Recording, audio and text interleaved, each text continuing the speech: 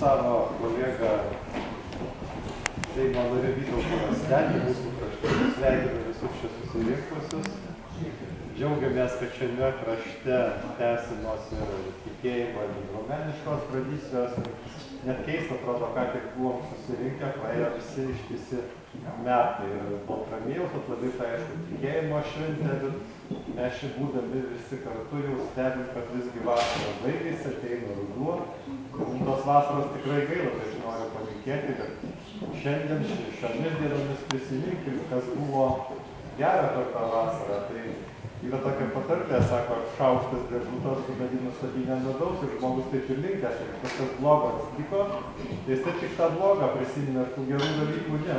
Taigi aš siūlau, pagalvokim tikrai, gal mes patys padarėm tokį darbą gerą, ar padėjom kitam, ar mums padėjo, ar patus gal buvo koks jau privaltas svečias atvažiavę, ar mūsų kur buvo išvažiavę.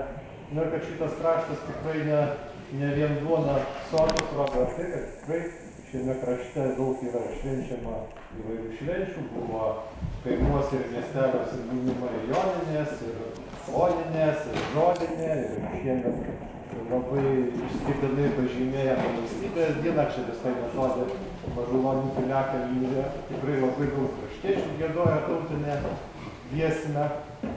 Ir žinoma, šiuolaikiniam pasaulyje net keista, atrodo, tiek visko galim padaryti, bet prieš gamtą matom, kad žmogus tikrai nieko negali padaryti.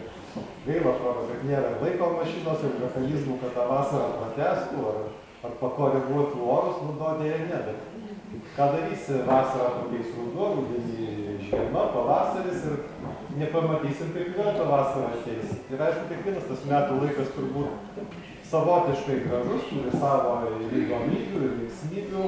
Tai aš jums noriu kartu su kolega palinkėti to gero ateinančio rudens, pasidžiaugti derliumi, nors ko gero šiaip ne pas visus jisai gal geras bus. Vėlgi matom, kad ne viską tas žmogus gali padaryti. Noriu palinkėti, kad jūs dar aplankytų geros idėjos, gal veiksit gerų darbų kažkokių. Na, ir man vieno svarbaus dalyko noriu palinkėti, kad po metų čia susitiktume bet taip, bet kiek įmanoma sveiki ir stiprus. Tai nuoširdžiausiai dėkoju karčią merginom papuošusiam šias mišias.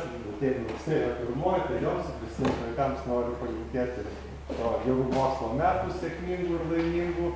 Na ir labai dėkui Vietumės ansambliui, kurios tikrai džiugina daugelyje švenčių, kaimuose, miesteliuose ir paskaidina mums tą kasdienybę. Tai gražios tos antros dalies.